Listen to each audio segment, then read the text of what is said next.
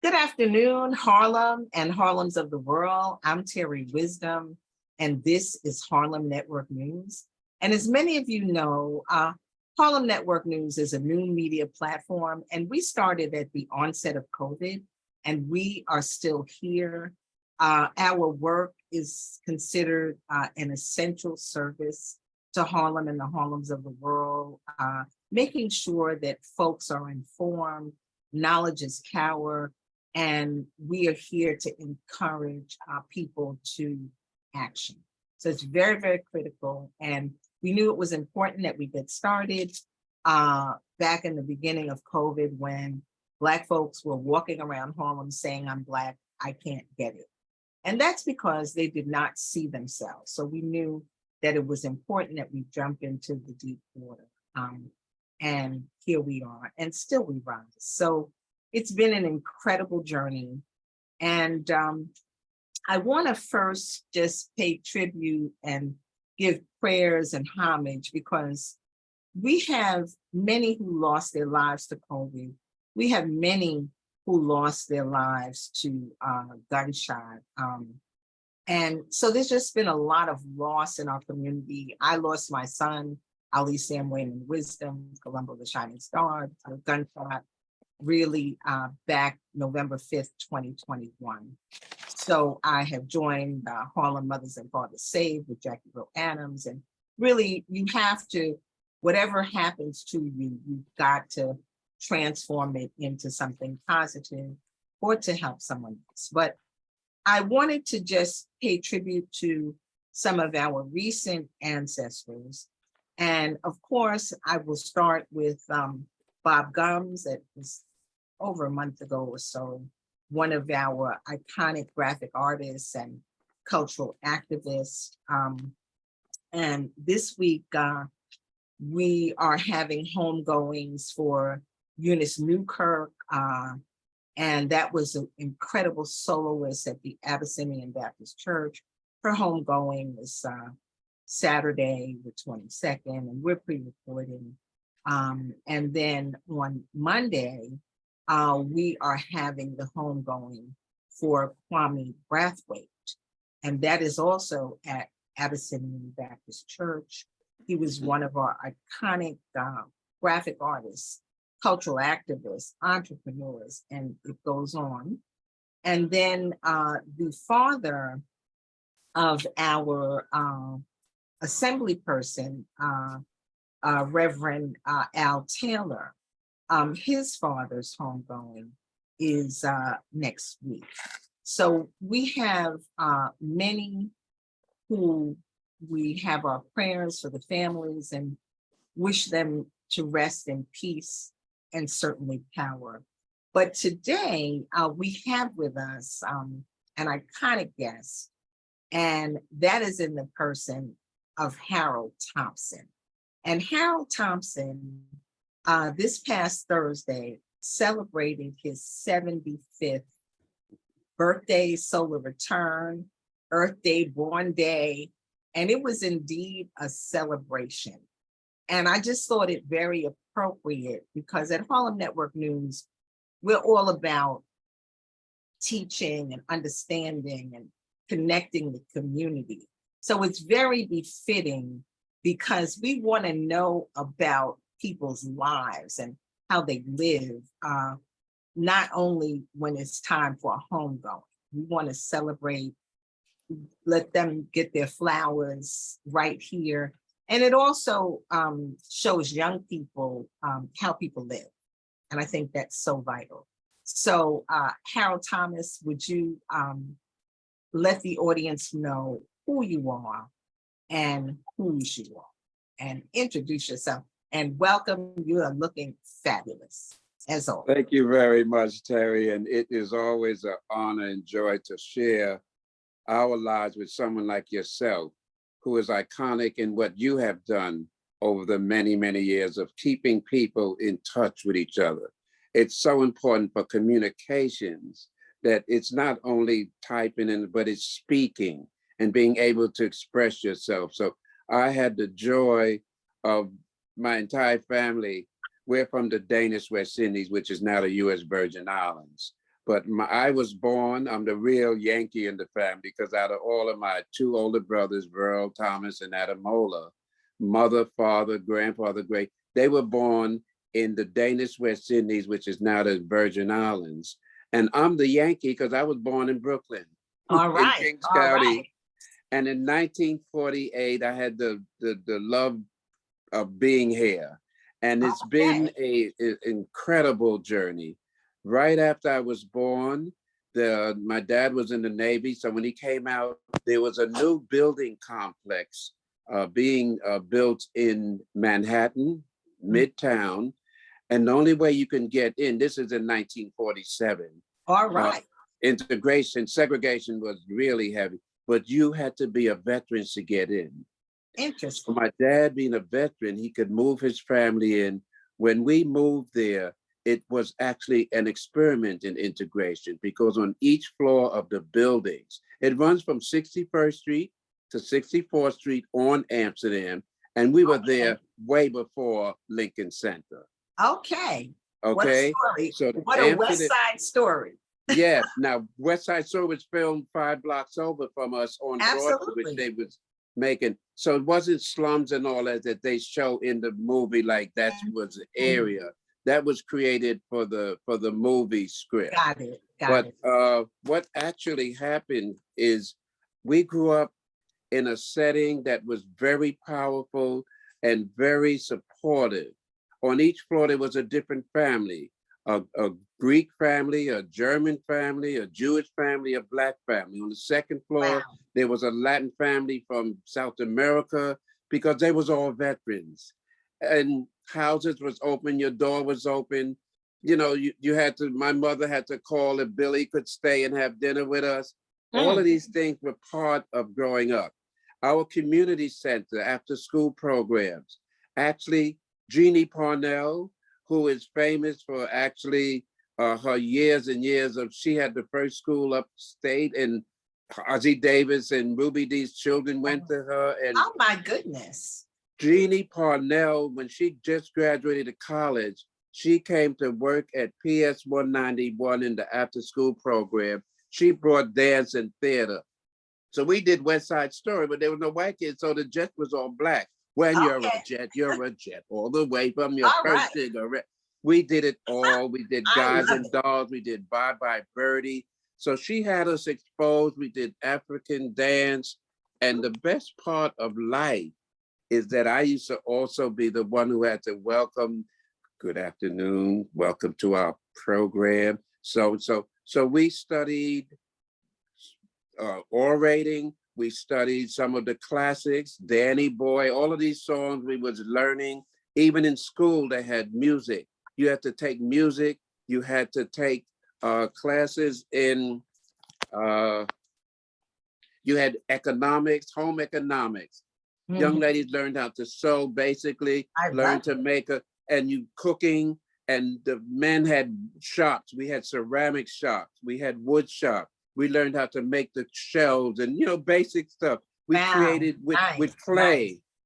So my early life, I was the tallest one of the kids on the block. So I always online, you know, when you get the cookies, I was the last one. So I got an oatmeal cookie with no raisins. Oh boy. But it was part of life. Lincoln Center, when they started to build that, I lost in my 3rd grade. June to September, they started construction and they tore down the tenements that some of my friends lived in. I didn't know what a tenement was, but we had the project, which was the bathroom was inside the apartment and actually a room. Earlier, they built the Phipps houses where the bathroom was in the kitchen, but it was inside your apartment. So in the turn of the century, and then we grew up. Ademola's first set design was West Side Story, made out of cardboard boxes. It was he worked with Jeannie. There was some great after school people who gave us inspiration, who showed us the right way, who showed us love and care. And really, when you have that as a young person, it changes your life. When you get hugs and kisses, those are things that make you strong later on. And when you don't have that, it's a real loss. So many of this new generation, the basic communication of good morning, good afternoon, excuse me, I'm sorry, I didn't mean that. Maybe I said something that was a little off, but please don't take it personal. I have a sense of humor that's a little like off and on. My party on Thursday was a royal celebration. I invited my friends, and over 80 people came from Florida, Atlanta, Boston, Baltimore, Philly, Delaware, of course, Jersey and New York. And we had the most wonderful collection of the royal families. That's what I look at it as. Yes. And thank you for that. And I had the honor, Harlem Network News was in the building. And I had the honor of being a guest along with my partner, who is a longtime friend of yours, Bernardo Ruby. So it was really just an amazing, amazing experience. And I have to share that because there are so many connections. And we knew we were coming because you said it was a celebration of kings and queens. So, folks were like, okay, I going, got to be dressed appropriate, and that is a part of what you're speaking about, that in the schools, and this is Harlem Network News, I'm Terri Wisdom for those of you who are just joining us, but in the schools where etiquette was taught and people knew how to say hello and good morning and thank you and dress for whatever the occasion was. And that in itself is learning, that in itself is training. And I always love interviewing people because I always learn something. What you're saying about, I believe it's the Amsterdam houses where you grew up and someone had to be a veteran to get into the housing. Very interesting because we had another guest here on Harlem Network News. His name is Bahati Adrian Best. And he and I went to film school together, to WNET Film and Television Training School. And he made a film called The Patterson that is about the Patterson projects. And he basically shared, it screened at the Schomburg, I believe it was last year, incredible film. And he and his wife, Ademola, made that film. He's a former cameraman for 2020 and Good Morning America, ABC. But the powerful thing is that he said the same thing you said, that his dad was a veteran, and in order to get into the housing, you had to be a veteran, and that there were all different kinds of people living there, and they kept their doors open, and they had after school programs. And then the other thing that you said that was so fabulous is that Jean Parnell, who recently received an Adelco Award, was one of your original teachers and mentors. Amazing. So there's so many. Yes. Well, just on that point with Jeannie, just for a second, Jeannie Parnell, she said Alicia Keys' first starring role was in one of her small plays. She played the lead role in one of Jeannie Parnell. She gives Jeannie Parnell credit in her life story of starting her on her journey of music excellence. Wow. So we're all connected. And that is why I thought it was so important to share you and your 75th solar return, because it just has a lot to do with who we are and just the connections. And thank you for sharing that journey. Now, next question, and this is Harlem Network News, I'm Terri Wisdom. What inspired you? And then you'll tell us a little bit about your life journey. And I always think it's important that people understand how people got from point A to point Z. Really important. There's career days in school, but there's no career day like the real person and what's really happening. So thank you. One of my biggest inspirations was my mother and my older brother. My older brother, Ademola Olugebefola, his actual name is Bedwick Loyola Thomas. All right. And early in his life, he was a very inspirational person, because when you look up to your big brother, he was very popular. Back in the day, the doo-wop, so he had a little singing voice. He wasn't star material, but he was singing. And he actually started in the art world as a bass player. So he's a musician. His real training, he said, was when he would close his eyes doing an improv, because when you're in music and you start jamming, he started seeing colors. And music is colors always anyway. Food is colors. When you create a dish, it may taste kind of good, but if it look good, then it even tastes better. And presentation. So he started in music. He started really just experimenting. And he said one of the people from Harlem came down to the project and brought him to Harlem. Teddy Gleaves, his name is Abdullah Aziz. All right. And they were starting a art group, 20th Century Creators, and they were part of the new set. From them, the We You See artists began. Oh, and my goodness. Aziz was a master woodcut artist. His world, he taught all of the other artists the skill of woodcutting. Otto Niels was in that group, Abdul Rahman. These artists came together with the theme of Black is Beautiful beyond when it started. I'll talk about that a little later. Yes, but they brought art to the streets. In Harlem, they lined up on the St. Nicholas Park, an outdoor art exhibit, and 20 of them had their work. Their first work sold for $10, $15, $20. It's worth thousands now, because this is 60 years ago.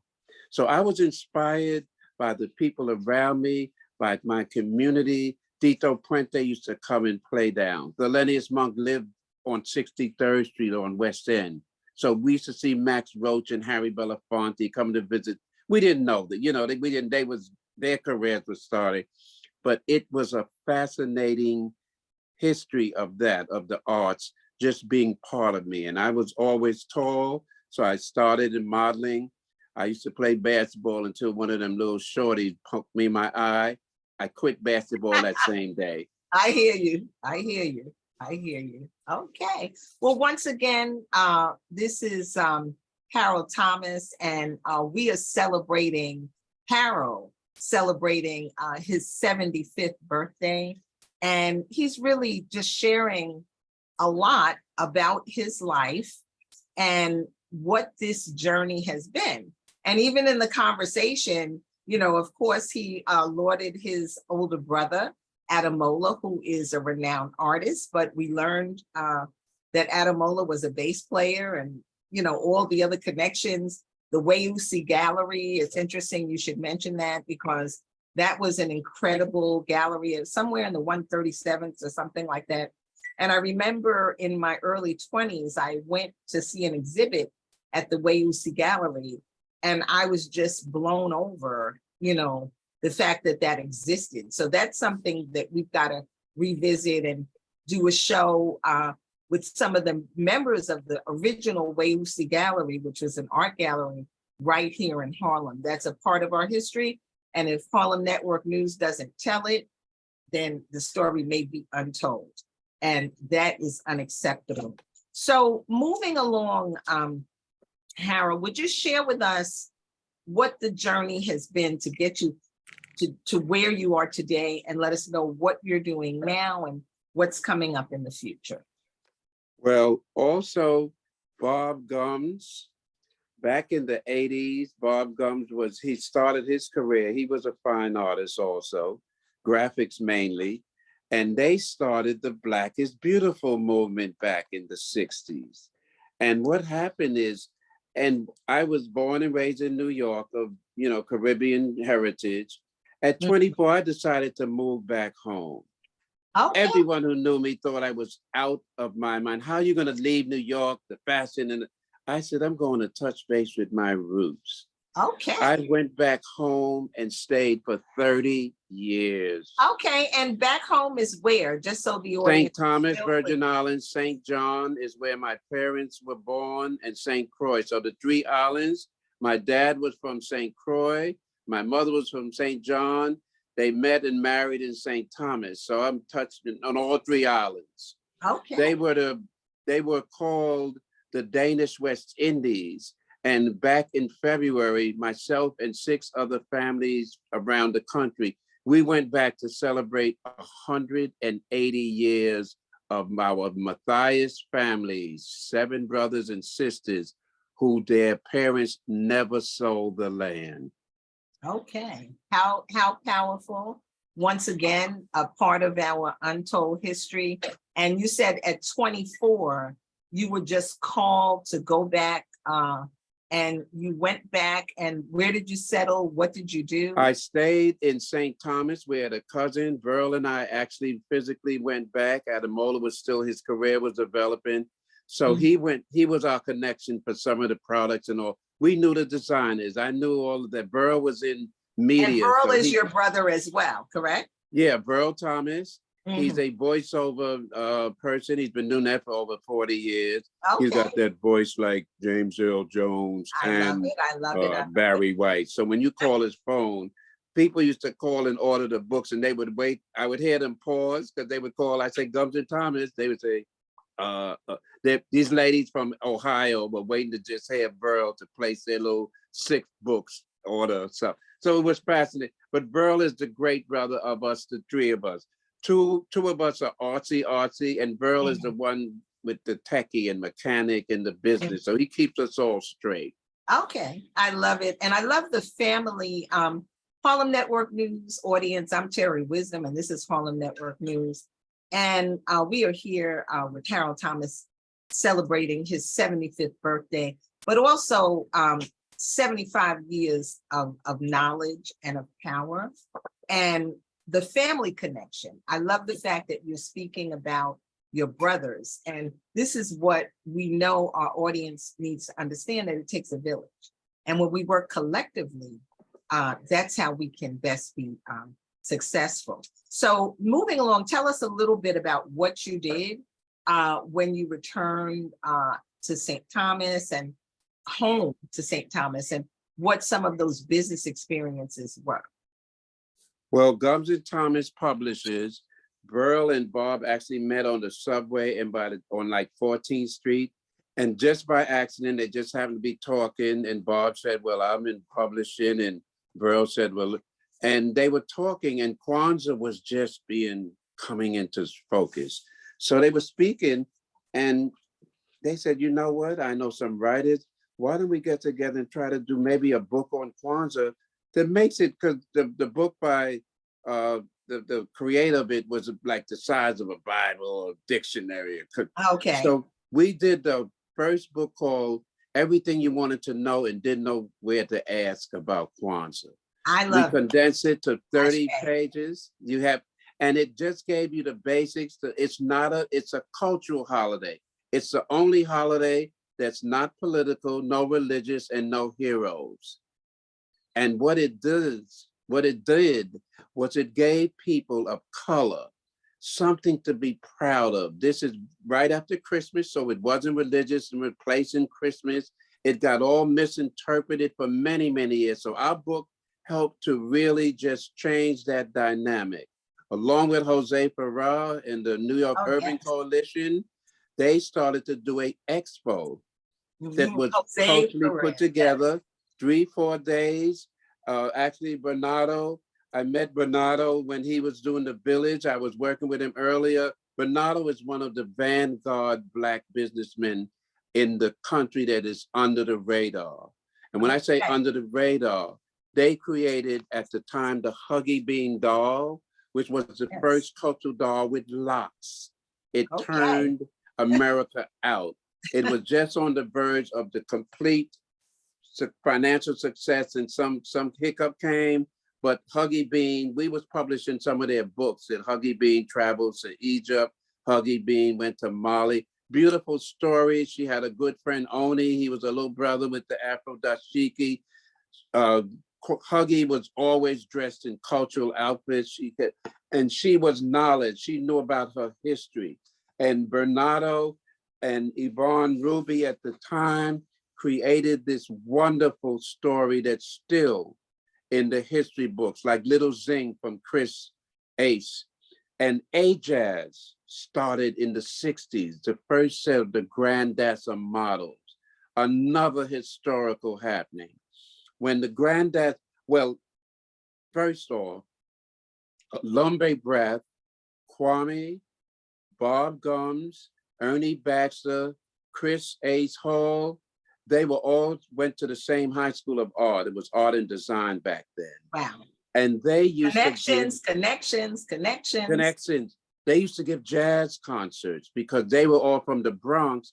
And they said, listen, there's a club up here, 854 or something that used to, and then they stopped. Let's start giving concerts. So they actually started to go downtown and ask the musicians, would they come up to Bronx for performance? And most of those old time musicians have performed at this club in the Bronx.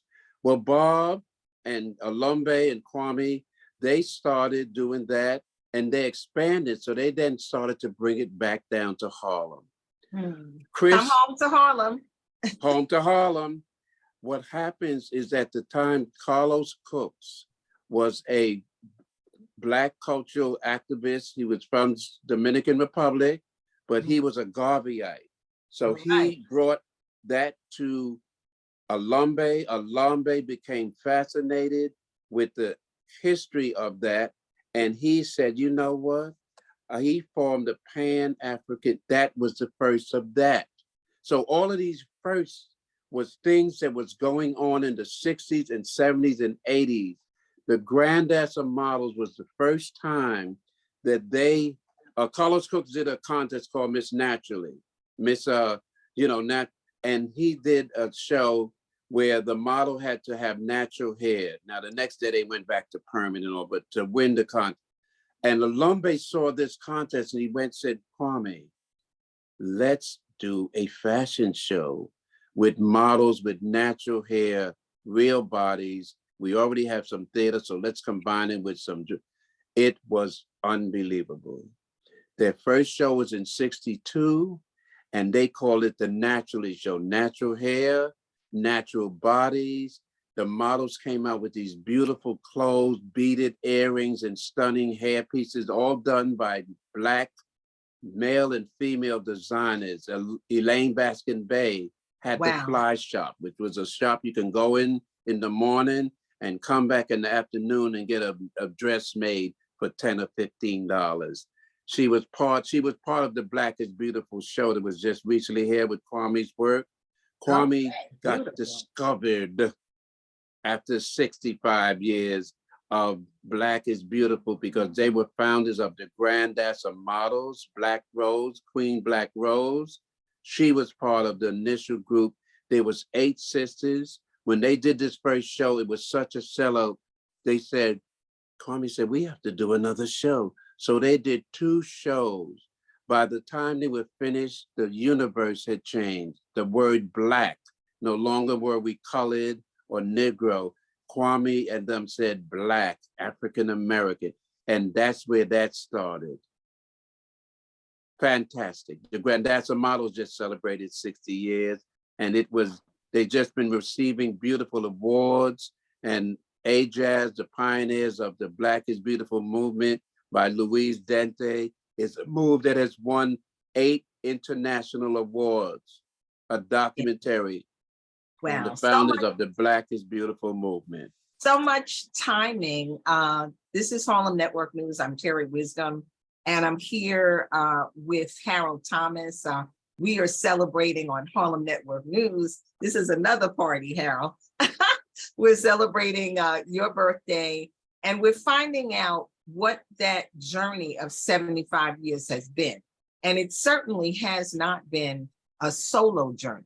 So many connections. I mean, you're speaking about your connection to Jean Parnell, now radio personality, just won an Abelco Award. You're speaking about your connections, with your brothers, Ademola, who is a renowned artist. I remember when my daughter was studying art at Howard University, one of the questions on, I think the SAT was, who is a renowned artist from Harlem?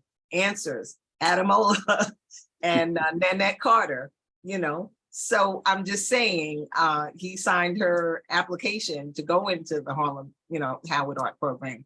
So Wow. just renowned. And then of course, Gums and Thomas Publications, you're speaking about that and all the books that you published, the first book on Kwanzaa, the Huggy Bean book. I was even connected with a book that I was one of the executive producers on, A Little Bit of Wisdom, with Anthony Wisdom, so we had so many, so many connections. But that is the power of going through this world. Very, very significant. And then you spoke about the Black is Beautiful movement. And, that segues that we will be celebrating the homegoing of Kwame Brathwaite, which will happen on Monday, the 24th, viewing at 9, and the funeral homegoing services are at 10 at the iconic Abyssinian Baptist Church, which of course the first minister of that, was our renowned Congressperson, Adam Clayton Powell Jr., so there's so many connections, but you also spoke about Alambe Brath, an activist, Kwame's brother, the movement, the Ajaz, and then we were so blessed to have the show of the Black is Beautiful movement at the New York Historical Society most recently. We had Kwame's book, which was, a opening, book signing, but the film, as you mentioned, that Louise Dent did, encompassed everybody. All of the people were in it, and you were the host for the show in the Bronx. So a lot of connections. And I think that that's very empowering, because you are an arts and media person, but also bringing the culture and the history and the entrepreneurship, and that's very interesting. What is happening now? Where are we with the Gums and Thomas Publishing Company? And what are some of the things that you are working on right now, Harold Thomas? Well, right now, I have been able, years ago, about 20-something years ago, I was speaking with Boza Rivers, the international founder of Harlem Week and, associate of Lloyd Williams, with also of the Chamber of Harlem, the Harlem. These are iconic, and everything Boza does is based on. He brought South Africa, he brought Sarafina Theater to America. He brought the unbelievable, and he does that so effortlessly, it looks like. But his years of high level, high end producing of shows is his trademark, but he never makes a sound louder than this. Okay. But don't mess with both. That means you have to listen. You got to listen. He said the history, the best thing is about collaboration. And I take that to heart, because I've had the good fortune throughout my entire artistic career. When I went back to the Virgin Islands, I was a founding member of the Folkloric Dance Company. I was part of the new company that they formed, I was artistic director for the Sunshine Theater Company. We formed a bunch of amateurs as well as seasoned actors. We did, at the time, Jesus Christ Superstar was out, with some local people who wrote one called Jesus Christ Lord Today. And we took our version, we had our own music and choreography. I had to play 5 roles, and we all was interchanging. So I played the devil. So you are the Christ. And he said, get there behind me. And I had to slam myself down on the ground, crawl off the stage, and crawl down the center aisle. People were scared. I was touching them, and it's like, but all of that to say, currently I'm collaborating with Mandela, Ademola Mandela. He was part of the natural hair back in the 80s. He created Knaps out in Brooklyn, a hair salon for natural hair. He combined the 2 worst words to Black people, kinky and nappy. Well, he calls his shop Knaps. All right. It was built in the middle of Bed-Stuy, decorated down, drummers, all the African vendors who were coming over at the time with the shopping bags full of goodies. They went to Knapp's and he would buy them.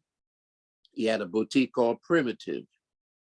Elaine Baskin Bay, my design associate who made that wonderful ensemble I was wearing as King Harold on Thursday. Okay.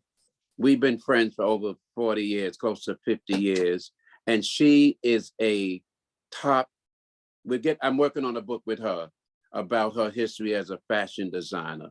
And her branding image is soutache, which is a small, tiny braid. And she weaves it around on wonderful fabrics and embellish. She's made clothes for Roberta Flack and Stevie Wonder and Miles Davis, along with thousands of others. She was the first Black designer at A&S in Brooklyn. She started the first, we're learning, keep teaching. Thank you.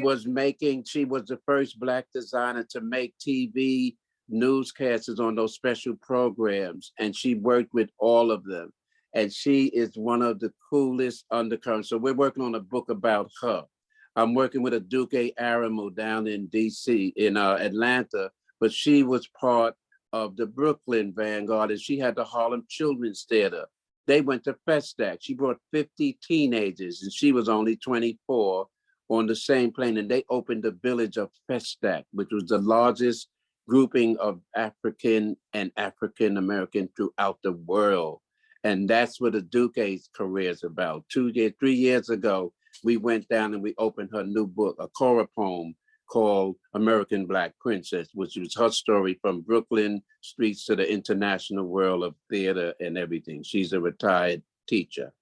Okay. I'm working with June Terry, who did costume. June Terry is the classic. And a lot of these people were at Harold's birthday celebration, which was at the Dwyer Center. We want to make sure we get that in, but keep going. Thank you so much. June Terry is currently, she's 91 years young, but she's still making costumes. She worked with Gertrude Jeanette for many years, and she did a lot. She's done off-Broadway. She's done Broadway, and now she's working even to this day with Clay down at the Spectrum, Black Spectrum. She's just said she's opening something in the next week.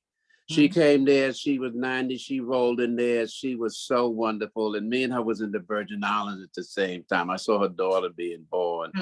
I'm collaborating with, also, I'm a cancer survivor. 17 years ago, I had cancer, and Elizabeth Ann Terri is working on a special show, September 9th. It's she's doing a program, so you'll be hearing about it. Maybe I can get on here to give you some more. Yes, but she does a cancer. She works in the field, and we're doing a big celebration on September 9th at one of the parks. We're doing pictures. She's done that, so this is the first anniversary. I work with Larry Brown, a top photographer who did beadwork, and his beadwork is exceptional craft, and he does all that. He's a fine artist. He's now got a collection of some of his artwork on bags and t-shirts that are all of that. I represent various artists. Sandy Baker, top silver jeweler and craft woman for over 40 years also. Started Ashanti Bazaar. These are the kind, so it's collaboration. Eric Fraser and Rome Neal appeared at my birthday party just from invitation. They said, sure. And I got serenaded by Rome with an original song. That was so amazing. His life. And it's a joy to be able to work with some of the top people. Ray Allen, Theater International, has now come in to work with the Dwyer. I'm the senior art curator over at the Dwyer Cultural Center, which is on 123rd Street, 309 West. And it's under the new president, Vincent Davis.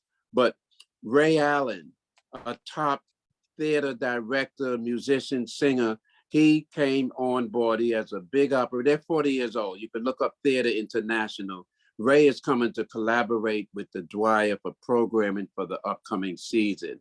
And actually in June, the Dwyer Cultural Center, through affiliation with Ray, is doing National Caribbean Heritage Month. So throughout the whole month, we'll be doing some programming. We have a tribute. There's a set of people from St. Vincent that was shipped away in the 1800s from their hometown in St. Vincent. England was so mad that they was whipping their booty and sent the whole tribe over to Honduras, and they have survived over 200 years. So Wow. that's part of the History. celebration. And we're doing a lady who was the founder of the Heritage Month.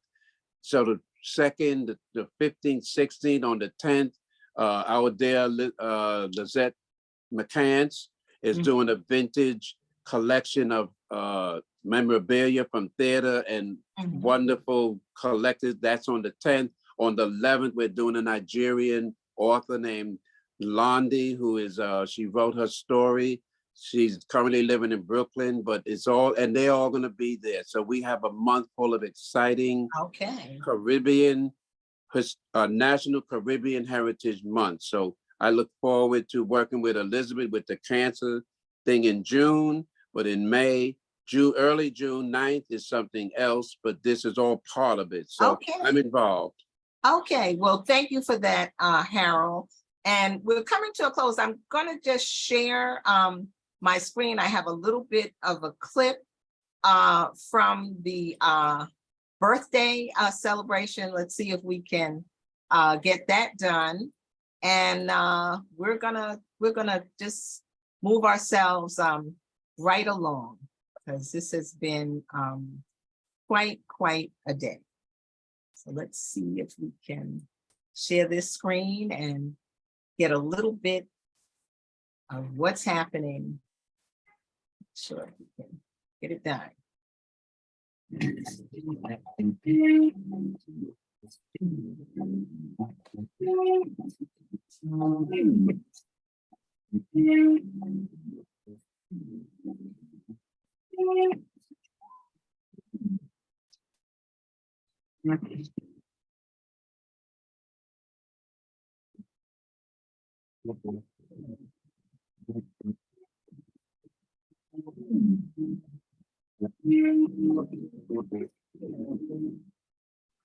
Okay, so that's a little taste of what Harold's 75th celebration looks like. We salute you. We thank you for coming on to Harlem Network News and sharing. And it's very interesting because it's celebrating you and your birthday, but there's so much. This is a village. It takes a village.